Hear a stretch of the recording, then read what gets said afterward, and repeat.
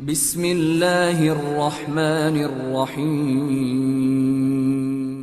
3 peristiwa besar dalam sejarah. Pertama, kelahiran Rasul, yang kedua hijrah Rasul, dan yang ketiga wafatnya Rasul. Itu semua terjadi di bulan Rabiul Awal. Artinya malam ini kita akan murajaah bagaimana kisah Nabi SAW dari awal sampai akhir secara ringkas. Karena ini pertemuan terakhir wafatnya Nabi SAW.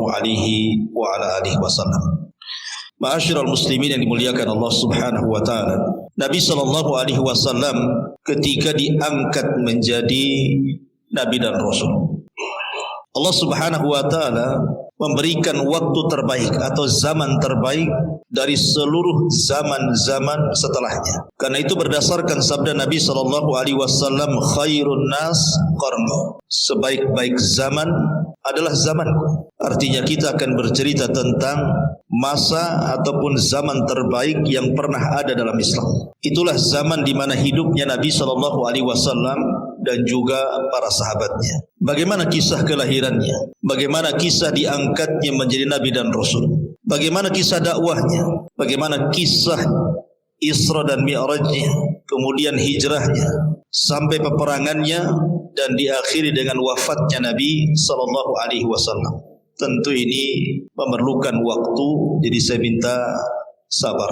Malam ini cukup panjang ceritanya. Ma'asyiral muslimin yang dimuliakan Allah Subhanahu wa taala. Nabi SAW mendapatkan gelar Abul Qasim, diambil dari putra terbesar beliau, Qasim ibn Muhammad ibn Abdullah. Anak laki-lakinya banyak, diantaranya Abdullah dan juga Ibrahim. Tetapi Qasim menjadi kunyah Rasul, sampai-sampai Nabi SAW mengatakan, barang siapa yang berpuasa di hari yang diragukan, 1 atau 2 hari sebelum masuknya Ramadan, kata Nabi SAW, faqad asa Abul Qasim, maka dia telah bermaksiat kepada Abul Qasim. Maksudnya Nabi SAW.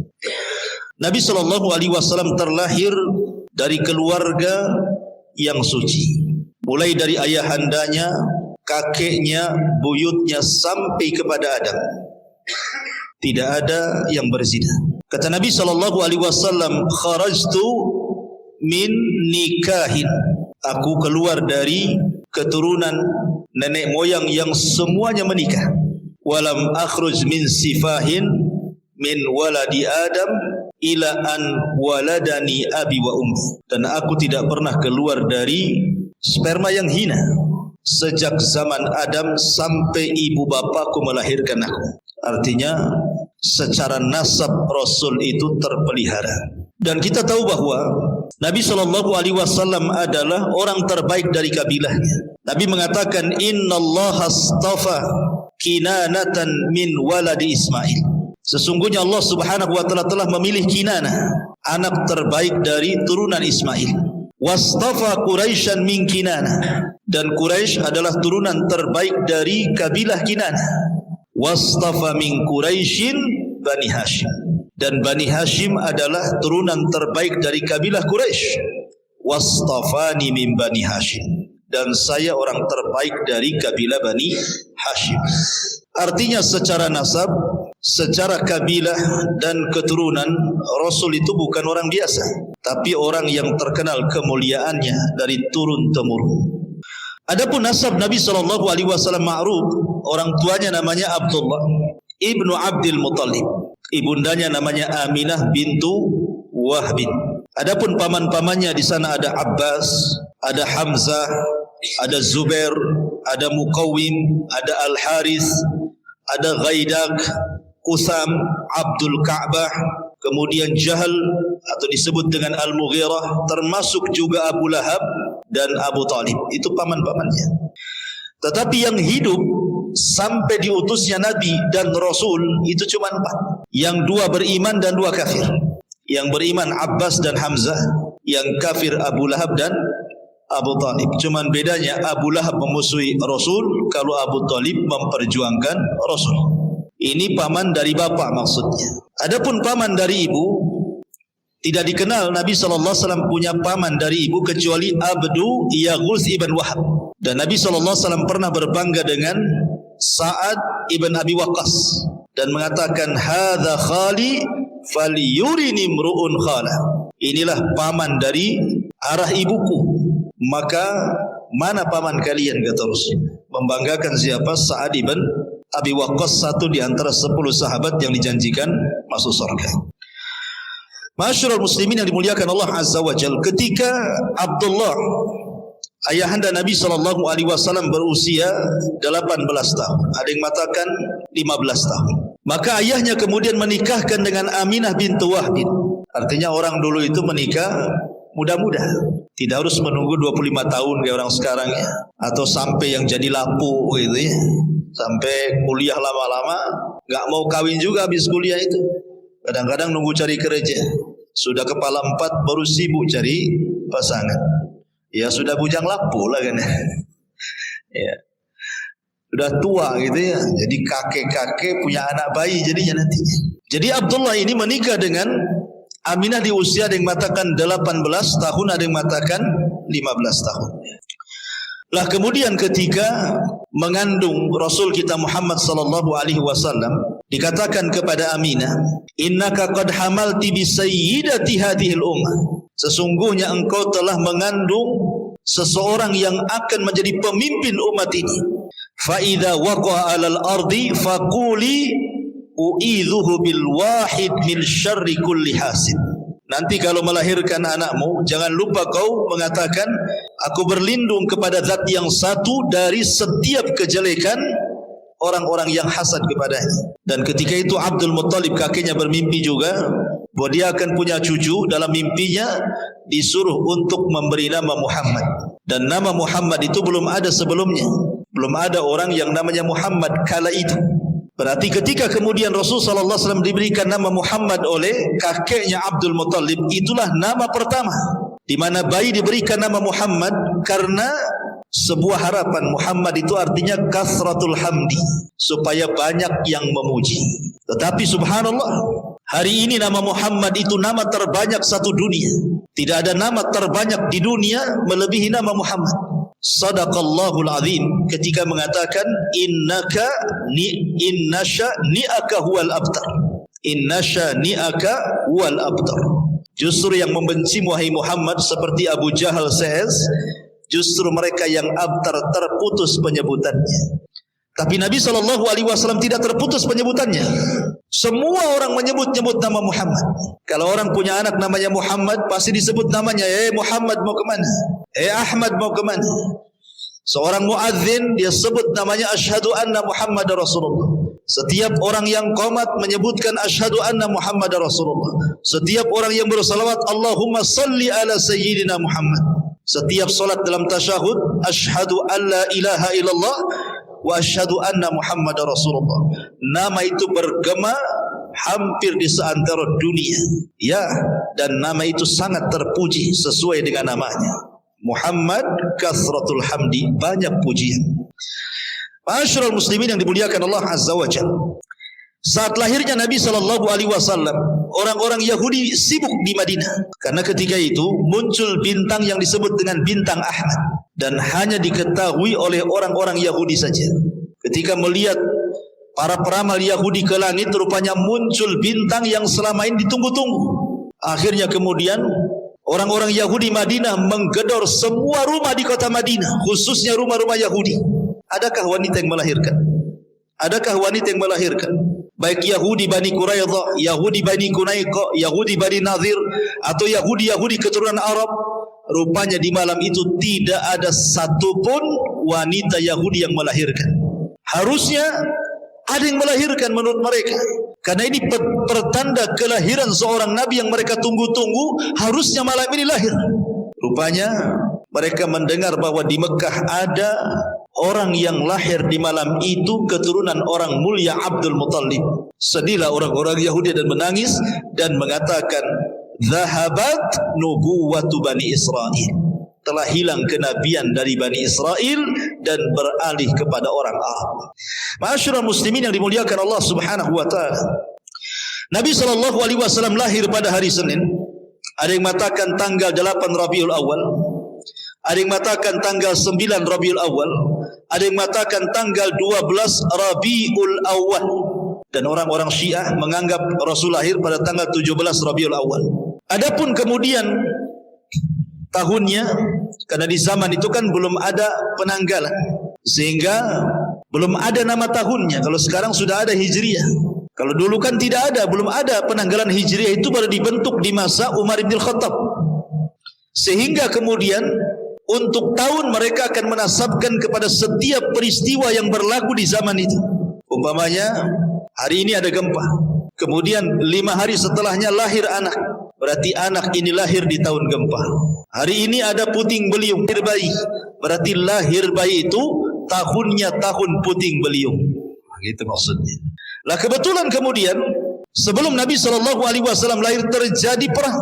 Penyerangan Abrahatul Asram membawa pasukan gajah untuk menghancurkan Ka'bah. Tapi Allah Subhanahu wa taala akhirnya menghancurkan Abrahatul Asram dan mengutus burung ababil dan menghancurkan mereka semua. Kemudian ada yang mengatakan 40 hari, ada yang mengatakan 50 hari setelahnya lahirlah Nabi.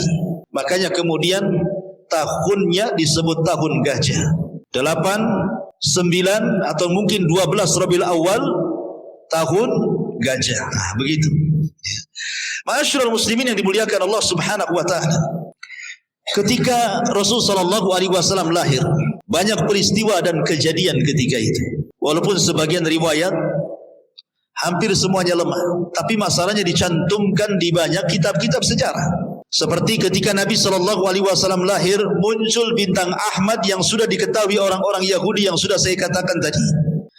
Kemudian juga api Majusi yang beratus-ratus tahun mereka menyembahnya tidak pernah padam. Tiba-tiba padam saat kelahiran Rasul. Kemudian 14 tiang istana Persia tiba-tiba roboh karena di saat kelahiran Nabi SAW. Ma'asyiral muslimin, termasuk juga tiba-tiba langit kemudian tidak bisa ditembus oleh syaitan dan jin, dijaga oleh Allah Subhanahu wa taala karena kelahiran Nabi SAW. Dan banyak keanehan, tetapi ada satu keanehan yang disebutkan Nabi SAW sendiri. Dia menceritakan saat dia lahir terpancar cahaya yang terbentang antara barat dan timur, seolah-olah cahaya itu menandakan bahwa orang ini kelak akan menguasai barat dan timur. Itulah Nabi SAW. Ma'asyiral muslimin yang dimuliakan Allah Subhanahu wa taala. Ketika Nabi SAW lahir, yang pertama menyusui adalah tentunya Aminah. Tapi karena air susunya kurang bagus, akhirnya kemudian disusukan oleh salah seorang budaknya Abu Lahab namanya Suwaibah. Ketika kemudian Suwaibah menyusukan atau menyusui Nabi SAW menjadi ibu susuannya Nabi, Abu Lahab Suwaibah. Lihat, pertama kelahiran Rasul, Abu Lahab itu senang. Saking senangnya dia merdekakan budaknya kan. Saking senangnya Abu Lahab itu dimerdekakan budaknya. Tapi siapa yang sangka belakangan dia orang yang paling pertama musuhi Nabi SAW juga. Pada saat kelahirannya dia orang yang paling bahagia. Saking bahagianya dimerdekakan Suwaibah karena mau menyusui Nabi SAW. Bahkan ketika Nabi SAW sudah dewasa sekalipun dan menikah dengan Khadijah, kemudian punya anak wanita Ruqayyah dan Ummu Kulsum, keduanya dinikahkan dengan dua putra Abu Lahab. Baru setelah Nabi SAW jadi Nabi, maka Abu Lahab meminta kedua putranya menceraikan dua putri Nabi SAW. Begitulah bencinya Abu Lahab kepada Nabi SAW. Lah kebiasaan bangsa Arab, ikhwan, mereka selalu menitipkan anak-anak mereka di kampung-kampung. Untuk apa? Pertama, menjaga bahasa. Karena di kota itu bahasanya sudah aneh-aneh ya. Jadi kepastian bahasa Arabnya kurang kalau di kota. Kemudian yang kedua, untuk kesehatan. Karena khawatir di kota itu banyak wabah di zaman itu, sehingga untuk kesehatan bayi biasanya dititipkan di kampung sampai kemudian selesai masa susuannya atau beberapa tahun setelahnya baru dikembalikan. Termasuk juga untuk kekuatan fisik. Itulah kenapa kemudian adat istiadat di zaman itu. Jadi kalau seandainya seseorang melahirkan, maka akan dititipkan kepada badui supaya dirawat di badui beberapa tahun setelahnya. Nah, saat kelahiran Nabi SAW, begitu juga sama banyak wanita-wanita dari Arab, dari Arab Badui, khususnya dari Bani Sa'diyah yang ketika itu memang terkenal wanita-wanitanya pandai mendidik. Dan juga kebetulan memang terjadi pacaklik hebat di Bani Sa'diyah itu sehingga orang kesulitan. Akhirnya para wanita-wanita yang punya anak, karena kalau tidak punya anak kan tidak keluar dari susunya, maka mereka kemudian datang ke kota untuk menawarkan diri siap menyusui anak-anak kota dengan imbalan sekian dan sekian. Subhanallah. Setiap ada wanita yang melihat bayi Nabi SAW, tidak ada yang mau. Lewat gitu saja. Kenapa alasannya? Pertama, yatim. Ayahnya meninggal ketika Rasul berada 4 bulan di kandungan ibundanya. Sehingga kemudian kalau diambil, apa yang mereka akan dapat imbalan? Mereka tidak akan dapat imbalan. Makanya kemudian nengok bayi orang tuanya miskin, lewat gitu. Sampai akhirnya datanglah seorang wanita yang bernama Halimah As-Sa'diyah. Lah Halimah Sa'diyah, ikhwatu fiddin, muliakan Allah Subhanahu wa taala, dari Bani Sa'd ini, suaminya namanya Al-Haris ibn Abdul Uzza. Dialah wanita terakhir yang datang. Kenapa wanita terakhir yang datang? Pertama, dia miskin. Yang kedua, kendaraan yang ditungganginya adalah kendaraan yang kurus, sehingga tidak bisa menyusul kawan-kawannya. Kan di zaman itu bukan pakai mobil oplet gitu ya. Jadi memang kalau nggak pakai kuda, pakai keledai, pakai unta. Jadi yang ditungganginya itu unta kurus sehingga tidak bisa menyusul kawan-kawannya. Ketika sampai di kota Mekah, tidak ada satupun bayi kecuali sudah diambil, kecuali bayi Muhammad SAW. Kenapa? Karena nggak ada orang yang ambil masalahnya. Sehingga akhirnya kemudian Halimah As-Sa'diyah ngomong sama suaminya, gimana ini, ada bayi cuma satu-satunya. Akhirnya kemudian suaminya hanya mengatakan, sudah ambil saja, mudah-mudahan bayi ini membawa karamah dan juga kebaikan. Akhirnya kemudian diambil. Subhanallah, betul apa kata suaminya. Halimah ini sudah kelelahan. Kemudian dia menggendong bayi namanya Abdullah. Kemudian karena kurang gizi makannya, air susunya kurang bagus. Sehingga malam itu ketika dia sudah menggendong Rasul, tiba-tiba air susunya penuh. Dan ketika Nabi SAW hendak ditetekkan di sebelah kiri, tidak mau. Kenapa tidak mau? Karena tahu itu bukan hak dia. Itu hak saudara sesusunya. Siapa? Abdullah, anak daripada Halimah. Jadi Nabi SAW hanya mau yang sebelah kanan. Subhanallah ya. Bayi tahu mana haknya, mana yang tidak haknya. Antum dah bayi lagi, tapi tak paham ini hak antum, ini hak yang lain, itu tak paham gitu. Jadi Nabi SAW paham nih, ini bukan hak saya, nggak mau saya netes sebelah sini, saya mau netes sebelah sini saja. Akhirnya kemudian dua bayi itu gemuk. Kemudian malamnya juga mereka dapat berkah, mereka bisa tidur sampai pagi, akhirnya hilang capeknya, kemudian mereka pulang. Subhanallah. Padahal kawan-kawannya sudah duluan 2-3 hari sebelumnya mereka pulang, tetapi ketika Rasul berada di pangkuannya, untanya kuat, kemudian sanggup berlari dan mampu mengejar teman-temannya dan sampai di Bani Sa'diyah duluan dibandingkan temannya. Ini kan berkah, ini kan luar biasa. Masyarul muslimin yang dimuliakan Allah Subhanahu wa taala, ketika kemudian Rasul di Bani Sa'diyah, kemudian disusukan oleh Halimah dengan saudara sesuanya Abdullah. Setelah kemudian beberapa tahun, ya sekitar usia 4 tahun, tiba-tiba kemudian terjadi pembelahan dada. Jadi ketika Nabi SAW bermain-main bersama kambing gitu ya, jadi kecil-kecil sudah main sama kambing. Jadi mainannya Rasul itu kambing. Kalau sekarang kan mainannya kereta-keretaan, boneka-bonekaan, bola, macam-macam kan. Jadi Rasul itu ya main dengan kambing itulah. Bersama saudara sesuannya Abdullah. Tiba-tiba kemudian datang 2 malaikat, kemudian memegang Rasul, membelah dada Rasul, mengambil jantung Rasul, kemudian meletakkan di bejana emas, di situ ada air Zam-Zam, kemudian dibersihkan dan dimasukkan kembali. Kemudian dijahit kembali, dan itulah operasi pertama di dunia. Karena di zaman itu belum ada peralatan. Ya. Akhirnya kemudian ketahuan oleh Halimah bekas jahitannya. Apalagi kemudian anaknya, kemudian dengan polosnya menceritakan kejadian itu. Ketakutanlah Halimah, akhirnya kemudian mengembalikan Rasul kepada Aminah ibundanya. Dan mengatakan kepada Aminah, saya hendak mengembalikan putramu, wahai ibunda Aminah. saya takut putramu kena jin katanya. Tetapi Aminah mengatakan jangan takut dari jin, karena bayi ini saat dilahirkan terpancar cahaya begini dan begitu, kemudian diceritakan mimpinya. Kemudian kata Halimah, kalau begitu kembalikan kembali biar dia bersamaku kembali. Akhirnya dibalikan lagi ke Bani Sa'diyah sampai usianya 6 tahun. Ketika sudah 6 tahun, namanya ibundanya kan, berpisah dengan anaknya 6 tahun tentu sangat rindu. Makanya oleh Halimah kemudian di usia 6 tahun dibalikkan Nabi SAW ke pangkuan ibundanya. Akhirnya kemudian ketika di pangkuan ibundanya, Aminah ingin mengajak Rasul kecil ke Madinah dalam rangka ziarah kuburan ayahandanya Abdullah, karena ayahandanya meninggal di Madinah karena terkena wabah Yathrib ketika itu. Jadi ayahandanya terkena wabah. Ya kalau zaman sekarang ya macam corona lah ya. Akhirnya sakit-sakit 1 bulan, kemudian meninggal saat perjalanan dari Mekah hendak berniaga ke Syam. Sakit 1 bulan di Madinah, kemudian akhirnya wafat. Lah kemudian Aminah ini ingin berziarah. Kemudian berziarahlah ke Madinah setelah melihat kuburan ayahandanya Nabi SAW dan menginap beberapa malam di Madinah. Maka kemudian pulanglah Aminah bersama Rasul kecil dan juga budaknya namanya Ummu Aiman. Tapi sayang di antara Mekah dan Madinah ada satu tempat namanya Abwa. Rupanya Aminah sakit parah dan Allah takdirkan meninggal di Abwa. Subhanallah, Rasul menjadi yatim dari 2 arah. Bapaknya meninggal, ayahandanya juga meninggal. Bahasa kita ya yatim piatu gitu.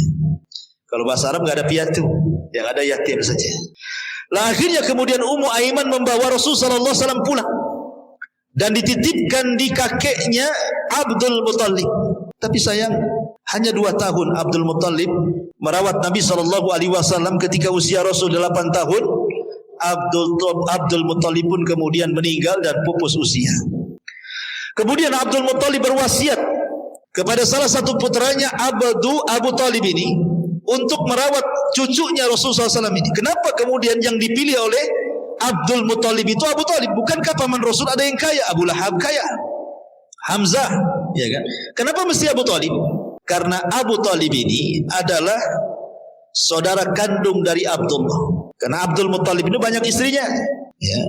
Jadi anak-anaknya itu satu bapak banyak lain ibu. Lah yang satu kandung dengan ayahnya Rasul Abdullah adalah Abu Talib.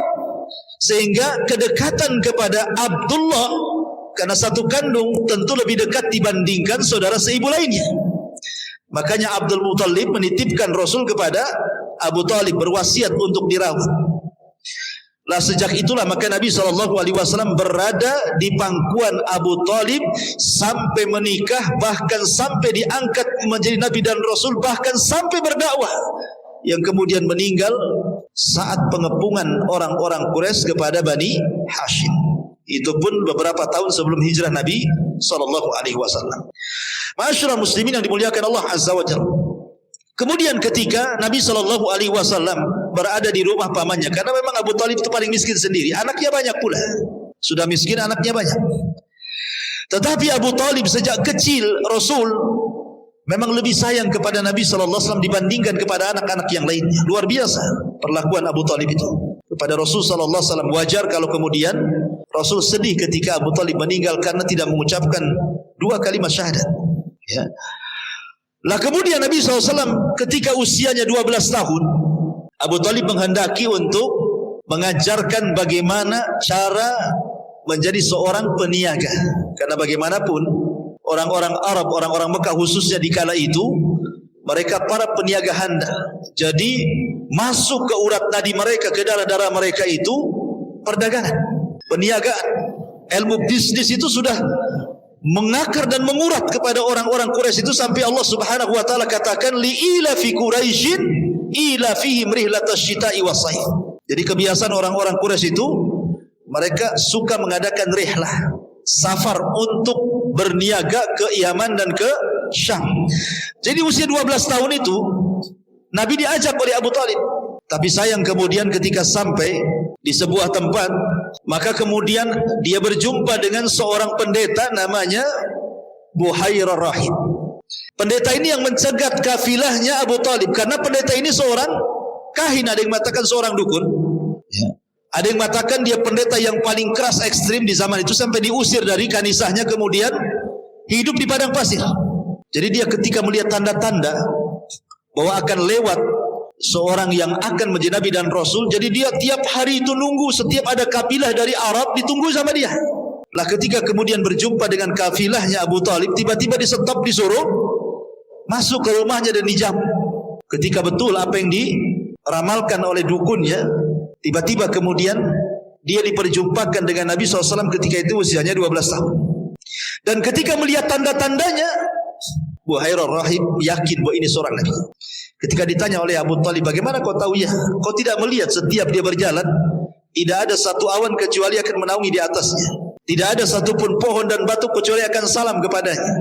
Sebaiknya pulang lagi ke Mekah. Jangan meneruskan perjalanan ke Syam. Dikhawatirkan orang-orang Yahudi Syam tahu bahwa ia calon seorang Nabi, maka mereka akan membunuhnya. Balikan lagi ke Mekah. Akhirnya kemudian dibalikan lagi ke Mekah. Lah di Mekah ini ikhwatu fiddin muliakan Allah Azza wa Jalla, apa yang dilakukan Nabi untuk meringankan beban pamannya Abu Talib? Akhirnya dia mengikuti usia-usia sebayanya, menjadi penggembala kambing dari orang-orang kaya, maka akan mengambil upah dari hasil penggembalanya. Begitulah Nabi SAW mengatakan, ma min nabiyyin illa wara'al ghanam. Tidak ada satupun nabi kecuali semuanya pernah menggembala kambing. Ya, jadi kalau antum ingin mencontoh Nabi SAW, jadi penggembala. Cari tanah di Tiban sana, luas tuh, beli kambing di situ. Ya. Jadi Nabi SAW sudah dididik oleh Allah Subhanahu Wa Taala sebelum memimpin umat, disuruh memimpin kambing dulu. Kenapa demikian? Karena memimpin kambing itu, menjadi penggembala kambing itu akan terlahir sifat-sifat baik, akan terlahir sifat-sifat kesabaran. Namanya punya peliharaan kan harus sabar, kalau nggak sabar matilah peliharaannya. Ya, harus punya sifat kasih sayang. Sebab kalau binatangnya sakit kan diobati. Harus sayang, kalau tidak sayang mati binatangnya. Ya. Harus punya sifat keberanian karena kambing ini selalu diterkam serigala. Artinya dia harus melawan serigala supaya serigala jangan makan kambingnya. Gitu ya. Kemudian juga ada sikap kelembutan. Jadi banyak sifat-sifat yang kemudian terlahir dari penggembala kambing ini, yang kemudian menjadi sifat bagi Nabi SAW yang baik. Itulah kemudian sifat-sifat itulah yang kelak akan memimpin umat. Ya. Jadi luar biasa ya. Jadi penggembala itu ada faedah dan manfaatnya.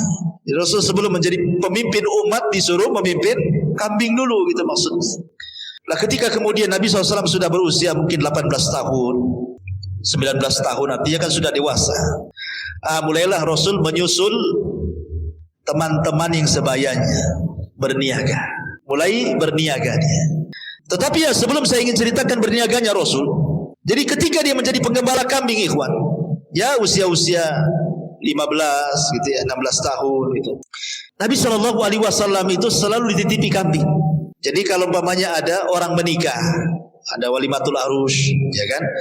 Kawan-kawan yang seprofesinya kan kadang-kadang diundang, ada undangan datang. Tapi kan kadang-kadang bingung, harus kemanakan nih kambing ini? Nanti kalau ditinggal hilang. Akhirnya kemudian mulailah mereka menitip kepada Rasul. Karena Rasul tidak mau hadir di pesta-pesta yang ada minuman khamar di situ, yang ada biduan-biduan wanita yang membuka aurat. Rasul tidak mau. Sehingga Rasul fokus saja jadi penggembala kambing.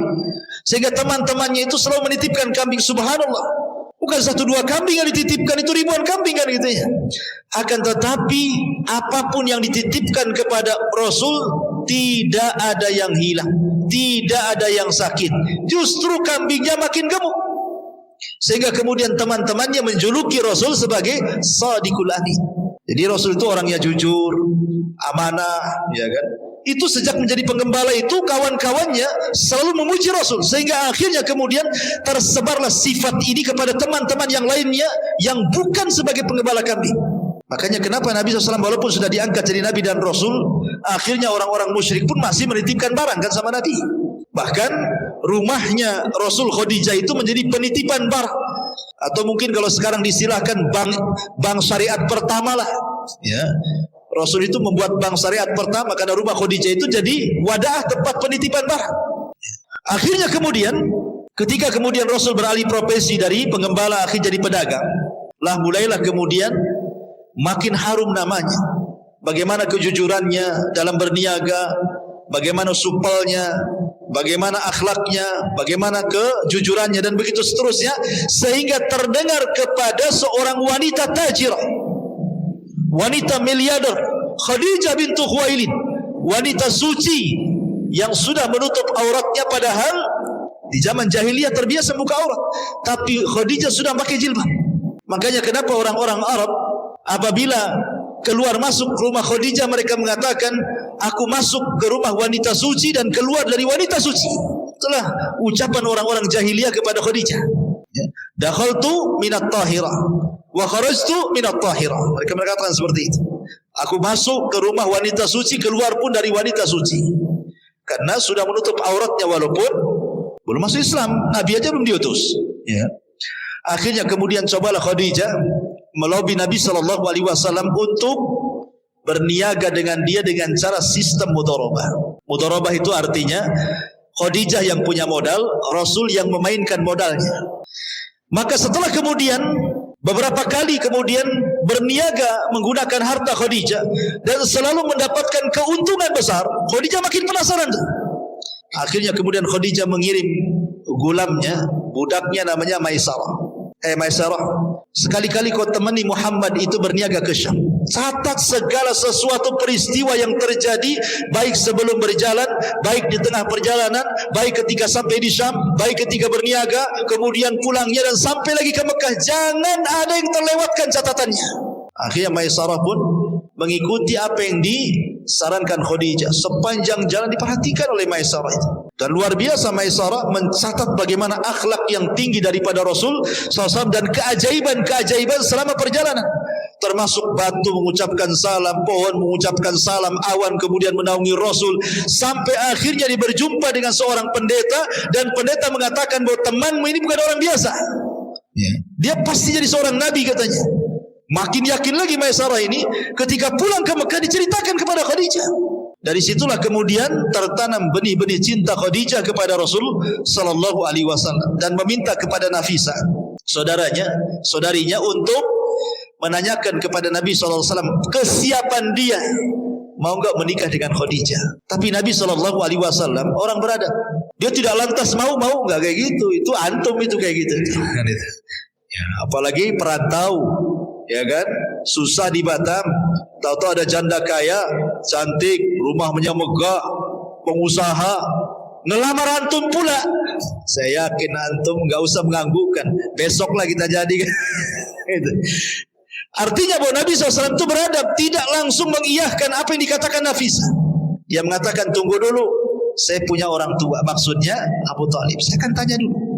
Akhirnya kemudian Rasul bertanya kepada Abu Talib, boleh enggak saya menikah dengan Khadijah? Kalau kata Abu Talib jangan, tidak. Kalau kata Abu Talib iya. Itulah seorang baktinya Nabi SAW kepada Abu Talib, karena dia tahu siapa Abu Talib, ayah angkatnya, dan Abu Talib sudah menganggap dia putranya. Sebagaimana ketika sebelumnya juga dia ditawari oleh Khadijah untuk berniaga, dia pun tidak langsung mengiyahkan mau ngambil modalnya Khadijah. Tanya dulu Abu Talib kan itu, boleh enggak saya bekerja sama dengan Khadijah? Kalau boleh main, kalau tidak tak jadi kan itu ya. Jadi tetap Rasul itu birrul walidain dengan pamannya, dengan Abu Talib. Subhanallah, ketika Abu Talib mendengar dia dilamar atau dipinang Khadijah, senang. Kemudian mengatakan, ya Khadijah wanita baik-baik. Kemudian disitulah terjadi pernikahan antara Rasul dan juga Khadijah. Inilah pernikahan pertama di tengah-tengah jahiliyah, di mana ada seorang laki-laki menghormati seorang wanita dengan mahar yang tinggi. Nabi SAW memberikan mahar yang terbaik kepada Khadijah. Tidak seperti antum, ya, paling apa? Seperangkat alat sholat, itu pun sajadahnya saja. Bukannya dah sampai sajadahnya saja. Jadi intinya bahwa Nabi SAW ingin memperlihatkan bagaimana cara memuliakan seorang wanita. Maka menikahlah akhirnya Rasul SAW dengan Khadijah. Dan Khadijah kemudian setelah menikah memberikan seluruh kekayaannya kepada Rasulullah. Ini rumah milikmu, ini harta milikmu, ini modal milikmu. Sudah saya jadi ibu rumah tangga saja. Coba seandainya antum menikah dengan janda kaya, ada enggak seorang janda mengatakan ini mobil untukmu, ini rumah untukmu, kebun untukmu, rekening untukmu? Enggak ada. Yang ada yuk kita konotaris yuk katanya. Ini punya saya. Ini punya kamu kan gitu kan. Tapi Nabi SAW, kenapa kok Khadijah sampai habis-habisan memberikan kekayaan kepada Rasul? Karena tahu siapa Nabi. Walaupun belum tahu dia akan jadi Nabi, tetapi Khadijah tahu akhlaknya kan. Akhirnya kemudian betul-betul Nabi SAW mengelola harta Khadijah sebaik mungkin sehingga bertambah. Disinilah Rasul berjumpa dengan para peniaga besar. Berjumpa dengan Abu Bakar, peniaga emas gitu ya. Berjumpa dengan Utsman bin Affan, Abdurrahman bin Auf dan para peniaga Arab. Di sini kenalannya ketika menjadi peniaga besar, tujar akbar itu. Lah dari kemudian pernikahan Rasul dengan Khadijah, lahirlah Qasim. Tapi sayang masih bayi sudah meninggal. Abdullah juga lahir bayi meninggal juga. Ketika melihat Rasul sedih punya anak, karena di zaman itu anak laki-laki itu anak emas masalahnya. Anak perempuan itu tidak dipandang oleh orang-orang jahiliyah. Bahkan saking jahatnya orang-orang jahiliyah kepada anak perempuan itu dikubur hidup-hidup masalahnya. Dan itu difirmankan dalam Al-Quran. Wa idza busyira ahadukum bil untha dhalla wajhuhu muswadda wa huwa kadhib. Apabila dihabar gembirakan kepada mereka akan kelahiran anak perempuan, marah mereka. Ya. Dan mereka akan menyembunyikan anak itu. Sebagian mereka dikuburkan hidup-hidup karena aib bagi mereka. Sehingga anak laki-laki itu berharga. Jadi wajar kemudian Nabi SAW sedih ketika kematian Ibrahim dan juga Qasim dan juga Abdullah. Kalau Qasim lahir sebelum diangkat jadi Nabi. Kalau Abdullah saat belum diangkat jadi Nabi. Itu lahirlah Abdullah. Makanya dikasih nama Abdullah. Namanya nama bagus gitu ya. Lah akhirnya Khadijah melihat kesepian Rasul. Khadijah kebetulan punya budak namanya Zaid ya. Maka akhirnya kemudian Zaid inilah dihadiahkan kepada Rasul sebagai anak angkatnya untuk melipur lara gitu ya. Ya kan kadang kalau kita punya anak angkat dari bayi kan sudah terasa anak sendiri gitu kan. Jadi terobatilah anak-anak meninggal itu. Akhirnya Zaid pun sempat kemudian dinasabkan kepada Rasul. Saking cintanya dengan Zaid sampai Rasul pernah mengatakan di hadapan orang-orang Quraisy, "Hadza Zaid ibn Muhammad." Anak ini namanya Zaid bin Muhammad. Tapi Allah turunkan ayat tidak boleh menasabkan anak angkat kepada bapak angkatnya. Allah mengatakan di awal-awal surat Al-Ahzab, "Ma ja'alallahu adiya'akum abna'akum. Ud'uhum li'abaihim wa aqsatu indallah." Tidak boleh anak angkat dinasabkan kepada angkat, tetapi berikanlah nasabnya kepada bapak asli, itu lebih adil. Akhirnya sama Rasul dibalikan dari Zaid ibn Muhammad menjadi Zaid ibnul Harithah. Kemudian Nabi SAW juga punya anak perempuan yang paling besar namanya Zainab. Kemudian menikah dengan Abul As ibn Rabi. Kemudian punya anak lagi Ruqayyah. Menikah dengan Utbah, kemudian diceraikan. Akhirnya menikah dengan Utsman. Kemudian punya anak lagi Ummu Kulsum. Menikah dengan Utaibah, diceraikan juga. Akhirnya dinikahi Utsman juga setelah meninggalnya Ruqayyah. Dan terakhir Fatimah yang dinikahi Ali bin Abi Thalib radhiyallahu anhu. Itu anak perempuannya. Anak laki-lakinya ada Qasim, ada Abdullah, ada Ibrahim. Tapi Ibrahim bukan putra dari Khadijah, tapi putra dari budaknya Maria Al-Qibtiyah. Dan itu ketika di ujung-ujung Nabi SAW berada di kota Madinah, di ujung-ujung akhir hayatnya, dikaruniai Ibrahim. Tapi sayang 1 tahun 8 bulan juga meninggal Ibrahim. Ada apa? Kenapa anak-anak laki-laki Rasul tidak boleh hidup? Ya. Karena kebiasaan Nabi, kalau punya anak kemudian dia hidup, maka jadi Nabi lagi nanti. Sementara tidak ada Nabi setelah Rasul kan. Makanya anak laki-lakinya tidak ada yang hidup kan. Karena kebiasaan Nabi kalau punya anak kemudian hidup, itu jadi Nabi biasanya. Contoh, Ibrahim punya anak Ismail jadi Nabi. Punya anak Ishak jadi Nabi. Kemudian Ishak punya anak Yakub jadi Nabi. Yakub punya anak Yusuf jadi Nabi. Nabi Daud punya anak Sulaiman jadi Nabi. Kan itu ya. Tapi Nabi SAW tidak dikaruniai anak. Maksudnya tidak ada yang hidup sampai besar dan meninggal di waktu bayi. Karena salah satu penyebabnya, kalau seandainya masih hidup, anak Nabi SAW dikhawatirkan jadi Nabi. Dan Rasul mengatakan, "La nabiyya ba'di." Tidak ada Nabi sepeninggalku, kata Rasul. Tidak ada Nabi sepeninggalku. Kemudian juga yang kedua, boleh jadi supaya hikmahnya kenapa putra-putra Rasul tidak ada yang hidup sampai besar, dikhawatirkan nanti ada yang gulu, boleh jadi kemudian memuji dan menyembahnya. Kan itu ya. Anak-anak Nabi masalahnya kan itu ya. Jangankan anak-anak Nabi, cucu Nabi Hasan Husain aja ada yang menyembah kan itu ya. Orang Syiah itu menyembah Hasan Husain. Ya. Ma'asyiral muslimin yang dimuliakan Allah Subhanahu wa taala. Kembali Jadi ketika Nabi SAW kemudian mulai berniaga, berjumpa dengan tujar yang besar-besar, para peniaga seperti Abu Bakar, Utsman, Abdurrahman bin Auf dan yang lainnya, yang kelak justru teman-teman seprofesi peniaga itu justru masuk Islam awal-awal kan? Kenapa? Karena mereka tahu saat berinteraksi dengan Rasul, saat berniaga, tahu akhlaknya, tahu amanahnya, tahu kejujurannya dan begitu seterusnya kan itu. Lah ketika Nabi SAW kemudian di usia 15 tahun terjadi apa yang disebut dengan perang Fujar namanya. Rasul juga terlibat dalam perang Fujar di sini. Kemudian setelahnya ada namanya Hilful Fudul juga, Rasul terlibat di situ juga gitu. Artinya sampai ketika kemudian Ka'bah di usia 17 tahun atau 18 tahun kan, Ka'bah itu kan sempat hancur separuh karena terkena banjir. Akhirnya kemudian oleh orang-orang Quraisy dirobohkan Ka'bah itu. Ketika hendak merobohkan gak ada yang berani. Kenapa? Karena masih teringat dengan kisah Abraha. Jangan-jangan kalau dirobohkan datang pula Ababil kan itu. Sehingga ada seseorang yang paling tua di antara mereka namanya Al-Walid ibn Mughirah. Dia membawa palu dan mengatakan, biar aku saja yang menghancurkan, karena aku tidak hendak berniat buruk. Pasti tidak akan ada apa-apa. Kalaupun ada apa-apa biar saya yang mati katanya. Akhirnya mulailah dia robohkan sedikit-sedikit. Ternyata tidak ada Ababil, tidak ada azab, tidak ada bala. Maka rame-ramelah orang Quraisy merobohkan Ka'bah, kemudian membangun kembali. Masalahnya, sejahat-jahatnya orang-orang kafir Quraisy, ketika membangun Ka'bah tidak mau mereka menggunakan dana haram. Tidak mau hasil togel, tidak mau. Hasil judi, tidak mau. Ya, pokoknya hasil-hasil yang haram korupsi itu tidak mau. Betul-betul harta halal gitu ya. Karena hartanya harta halal sehingga tidak banyak. Karena tidak banyak itulah akhirnya bangunan Ka'bah tidak sempurna. Yang tadinya segi panjang bangunan Ibrahim itu, ya kan?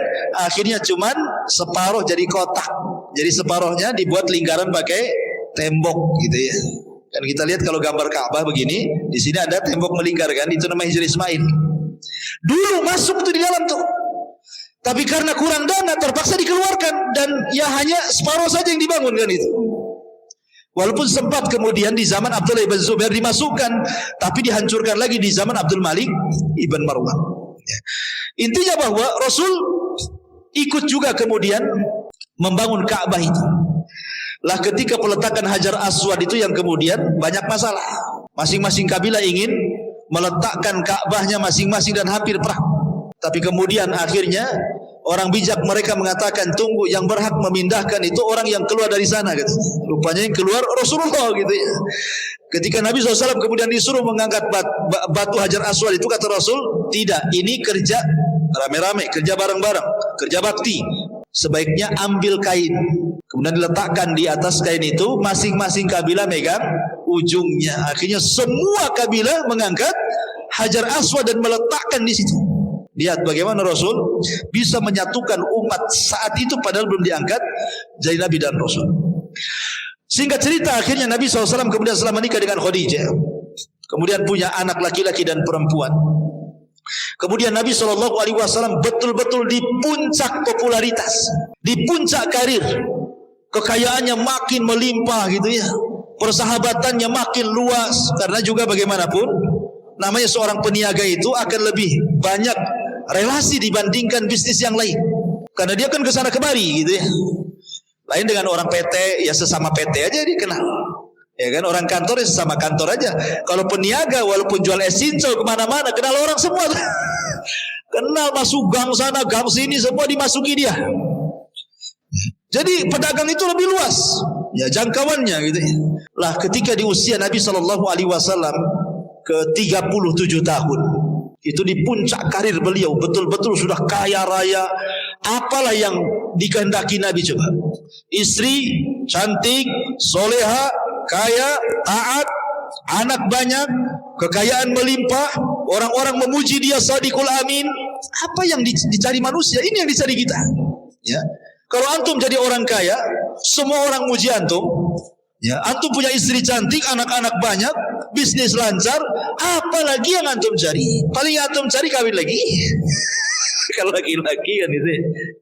Apalagi antum cari kalau gak kawin lagi. Akhirnya kemudian Nabi SAW sudah mulai bosan dia. Melihat kondisi orang-orang Quraisy ini kok makin rusak, setiap hari makin rusak. Minum khamr di mana-mana, main perempuan di mana-mana, akidahnya penyembah berhala, begitu seterusnya, pokoknya rusak serusak-rusaknya. Jadi Nabi SAW mulai berfikir, mulailah dia tahannut, mulailah dia menyendiri, menyingkir dari manusia. Kadang-kadang ke Muzdalifah, kadang-kadang ke Mina, ya, kadang-kadang ke tempat-tempat, pokoknya jauh dari manusia, ingin tafakur. Sampai pada waktunya 6 bulan sebelum diangkat jadi Nabi dan Rasul, tiba-tiba Rasul selalu bermimpi. Mimpinya itu aneh, karena malamnya mimpi, nanti beberapa hari jadi kenyataan. Nanti mimpi lagi, beberapa hari jadi kenyataan. Jadi tidaklah Rasul mimpi kecuali jadi kenyataan mimpinya itu. Akhirnya kemudian ketika tepat di usianya 40 tahun, Nabi SAW kemudian naik ke atas ketinggian, di mana Mekah itu di bawahnya. Disitulah ada gua yang disebut dengan Gua Hira. Dari gua itu Rasul melihat Mekah itu di bawahnya. Seolah-olah gua itu memiliki makna hissi dan juga makna maknawi. Makna hissi artinya Nabi SAW secara fisik naik ke atas dan dia akan dilebihkan dari semua manusia yang ada di bawahnya. Dan makna maknawi artinya dakwah dia akan meliputi semua yang ada di bawahnya. Ya.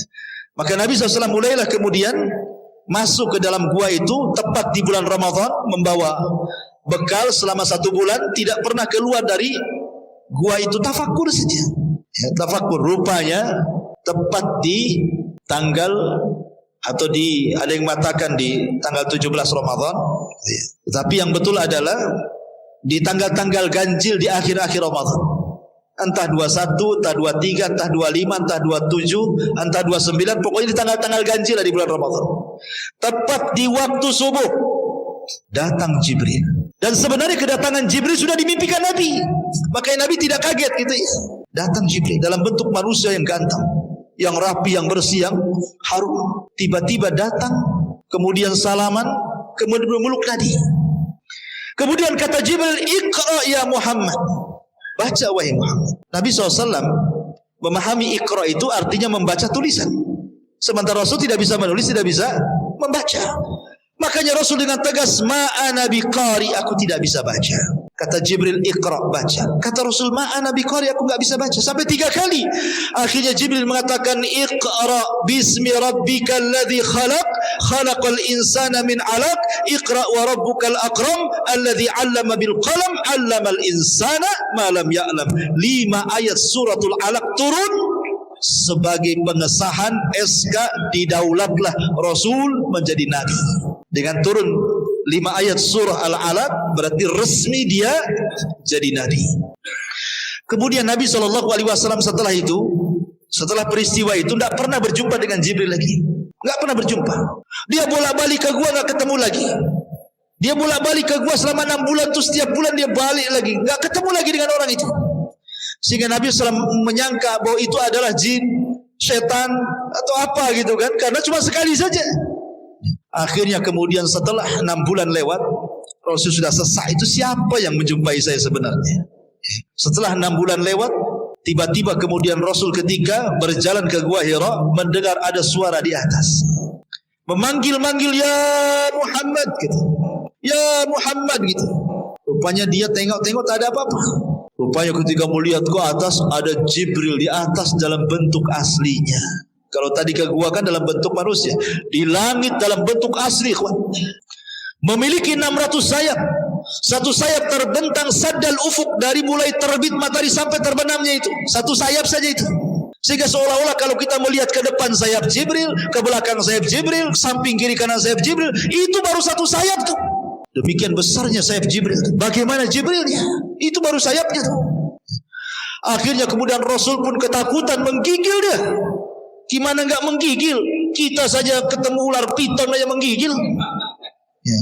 Pemanya antum lagi main-main di got gitu ya, ini di parit-parit sini. Itu ada ular piton besar gitu ya, 10 meter gitu. Menggigil antum. Ya. Itu baru tengok ular tuh. Gimana lebih daripada ular kan itu? Jadi wajar Rasulullah SAW manusiawi, menggigil dia melihat Jibril dalam bentuk asli itu. Akhirnya dia lari ke rumahnya Khadijah. Sampai di rumah Khadijah dia mengatakan, dasiruni ya Khadijah, selimuti aku. Dia menggigil demam tuh. Kenapa Rasul minta diselimuti? Karena selimut itu biasanya mengurangi rasa takut, ya kan?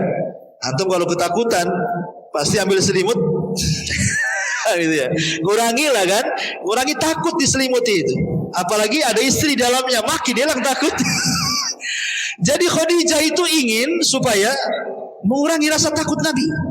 Diambil selimutnya, dia pun masuk ke dalam. Kemudian dirayu Nabi SAW, diingatkan kebaikannya. Kata Khadijah, orang sepertimu wahai suamiku, la yukhzikallahu abada, demi Allah tidak ada yang menghinakan kamu. Apa yang kau lihat peristiwa itu bukan pertanda kau akan dihinakan, tidak. Kau ini orang baik, kau ini kalau ngomong jujur, kau suka menghormati tamu, kau suka nolong orang, gak akan terjadi apa-apa, kata Khadijah. Kan enak kalau punya istri kayak gitu. Antum sudah kerja, sudah bangkrut, pulang kehujanan demam, ya. Sampai rumah istri pula, mana bang jatahnya bang? Bukan ditanya, ya kan? Ada uang atau tidak gitu. Intinya bahwa Khadijah ini berusaha melembutkan hati Rasul sampai Rasul zahabar rau dalam riwayat, sampai betul-betul hilang takutnya, betul-betul takut. Sampai di sini perjuangan Khadijah memberikan keterangan kepada Rasul, tidak. Khadijah bawa Rasul keesokannya kepada siapa? Kepada saudaranya Waraqah ibn Nawfal. Kemudian kata Khadijah, wahai Waraqah, suamiku ini mengalami begini-begini dari peristiwa. Apa pertanda ini? Maka Nabi SAW kemudian menceritakan kisah mulai dari Gua Hira, kemudian Jibril memeluk dia, kemudian turun surah Al-Alaq sampai ketemu dengan Jibril dalam bentuk asli gitu ya. Kemudian Waraqah ketika itu kaget dan mengatakan, betul kau berjumpa dengan namus? Namus itu artinya makhluk yang bersayap. Iya, kata Rasulullah. Wallahi demi Allah, kata Waraqah, namus itu pernah turun kepada Musa dan kepada Isa, sekarang kepadamu, engkau akan jadi nabi, katanya. Demi Allah, kalau aku masih muda, kata Waraqah, ketika kau mengusirmu, aku yang akan membelamu. Rasul kaget. Hei Waraqah, orang sebaik aku akan diusir? Enggak ada orang yang mencela aku, semua orang mengatakan Shadiqul Amin, aku akan diusir, katanya. Kata Waraqah, ya, tidaklah orang yang membawa seperti yang kau bawa kecuali illa udi, pasti disakiti, pasti akan diuji. Tapi sayang 6 bulan setelahnya Waraqah meninggal dunia. Dari sini terjadi khilaf pendapat, apakah Waraqah ini orang yang pertama masuk Islam dari kalangan orang dewasa ataukah Abu Bakar? Ada yang mengatakan Waraqah, ada yang mengatakan Abu Bakar. Ada yang memperinci, Waraqah itu dia beriman saat Nabi jadi Nabi, belum dia akan jadi Rasul. Tapi Abu Bakar adalah masuk ke dalam agama Rasul saat dia sudah jadi Nabi dan jadi Rasul. Ada yang kemudian berusaha menjamak seperti itu, ya. Jadi kalau Waraqah itu hanya sebatas beriman. Kalau Abu Bakar bukan hanya beriman tapi mendakwahkan, itu maksudnya. Baik, kembali. Jadi setelah kemudian Nabi SAW diberi nasihat oleh Waraqah supaya sabar, macam-macam lah. Apa yang kau hadapi ini luar biasa. Nanti akan diingatkan lagi pesannya Waraqah ini saat kematian Khadijah masalahnya. Oleh Khadijah itu akan diingatkan lagi. Nah, akhirnya kemudian setelah Nabi SAW kemudian agak tenang, tidurlah di malam hari. Ketika dia sedang tidur, Jibril datang memanggil-manggil dari langit, ya ayyuhal muddassir, qum fa'anzir, wa rabbaka fakabbir, wa siyabaka fatahhir, wa rujza fahjur, wa la tamnun tastaghfir, wa li rabbika fasbir. Turun surah Mudaththir. Terkejut Nabi, ya. Karena Jibril mengatakan, membawakan firman Allah, ya ayyuhal muddatsir, hai orang yang berselimut, qum, berdiri. Fa'angdir, kau sudah boleh memberikan peringatan kepada manusia. Jadi kalau apa bedanya nubuah dengan kerasulan itu? Kan nubbi'a bil alaq wa ursila bil mudaththir. Diangkat jadi nabi dengan turunnya 5 ayat surah Al-Alaq, dan diangkat menjadi rasul dengan turunnya 5 ayat surah Al-Mudaththir. Kalau nubuah itu belum ada perintah untuk tabligh, belum ada perintah untuk menyampaikan risalah, hanya disuruh beriman, ya kan? Tetapi kalau sudah rasul, ini bukan hanya beriman tetapi sampaikan kepada manusia. Akhirnya mulailah Nabi SAW ketika turun ayat ini, dia panggil Khadijah, ya Khadijah, sesungguhnya saya Rasulullah. Kul, katakan, asyhadu an la ilaha illallah wa anni Rasulullah. Maka Khadijah langsung mengatakan asyhadu an la ilaha illallah wa annaka Rasulullah. Maka dialah orang yang pertama kali beriman sebelum ada orang yang beriman.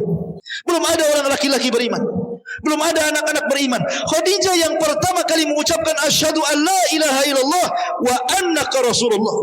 Makanya ketika Aisyah radhiyallahu anha menikah dengan Rasul kemudian cemburu, karena Rasul sallallahu alaihi wasallam selalu menyebut-nyebutkan kebaikan Khadijah, padahal sudah meninggal orangnya.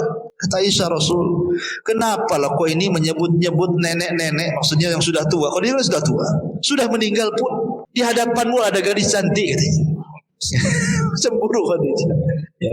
Kata Nabi sallallahu alaihi wasallam, ya Aisyah, jangan kau bandingkan kau dengan Khadijah. Khadijah orang yang pertama beriman saat manusia kufur. Khadijah yang pertama kali membenarkan saat manusia mendustakan.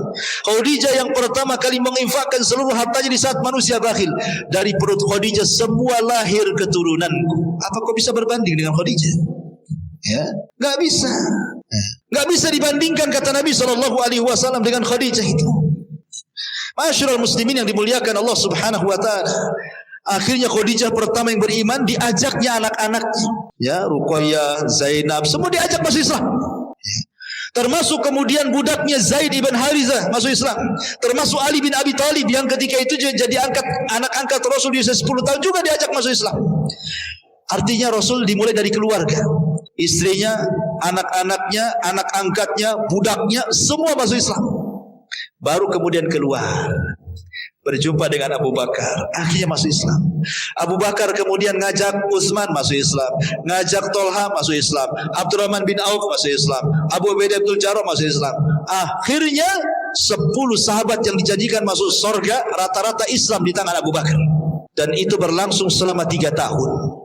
Yang disebut dengan dakwah sirriyah namanya, dakwah door to door, sembunyi-sembunyi. Setelah kemudian 3 tahun lewat, maka Nabi SAW diperintah untuk menjaharkan dakwah. Turun ayat, wa anzir ashiratakal aqrabin. Hai Muhammad, peringatkan orang-orang luar dari kerabat. Maka Nabi SAW kemudian keesokan harinya bangkit di Bukit Safa. Dia panggil-panggil kerabatnya, hei Bani Hashim, kemari. Semua dipanggil. Kemudian Nabi SAW mengajak mereka ke dalam tauhid. Awalnya Rasul tidak langsung menyampaikan tauhid, tetapi Rasul ingin meyakinkan bahwa dia masih didengar.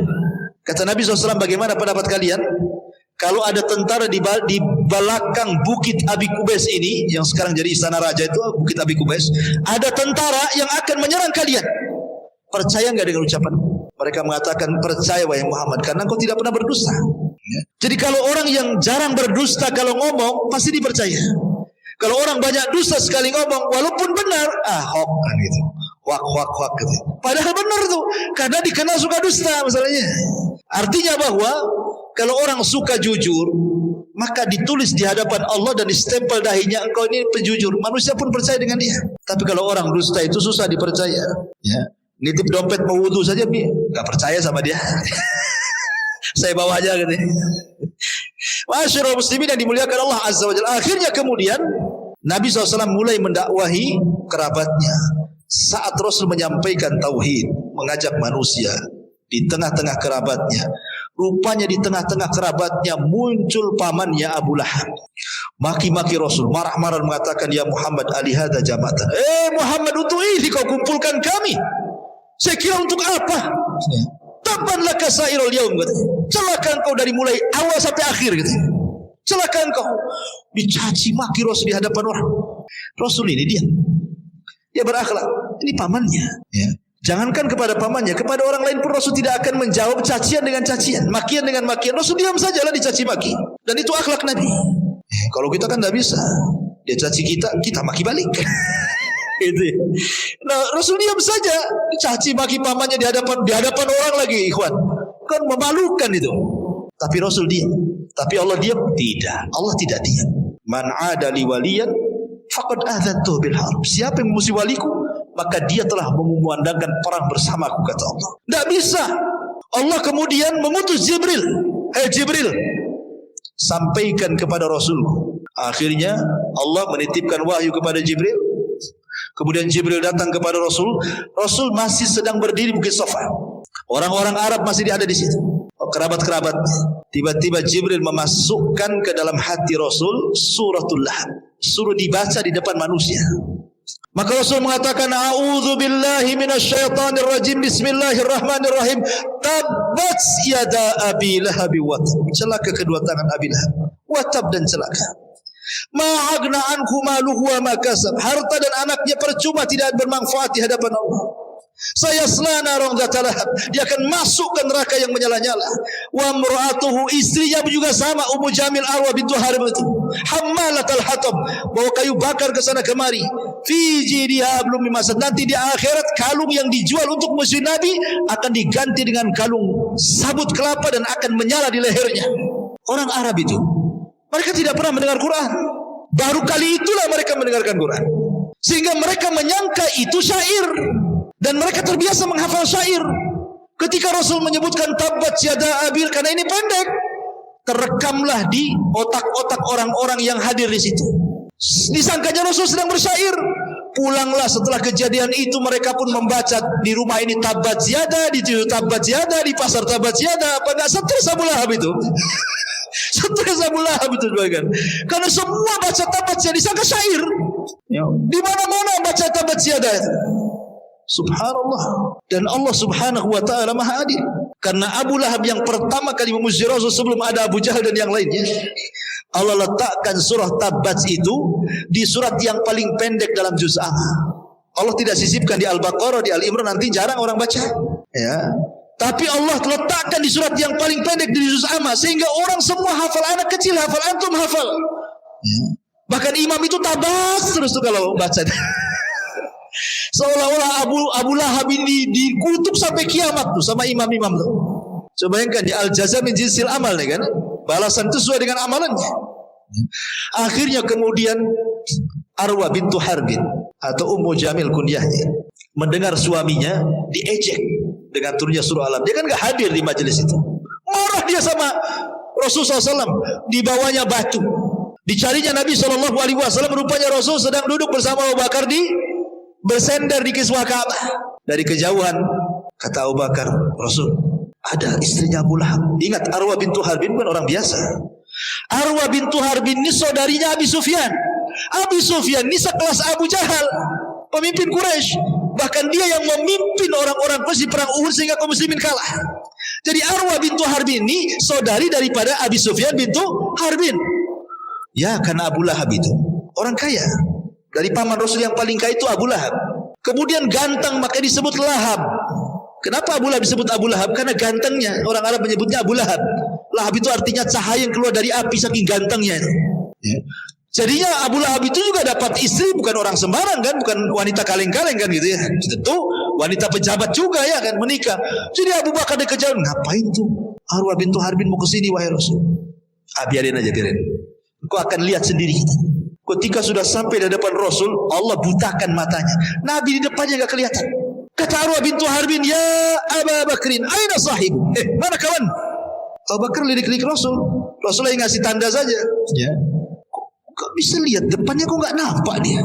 Ya.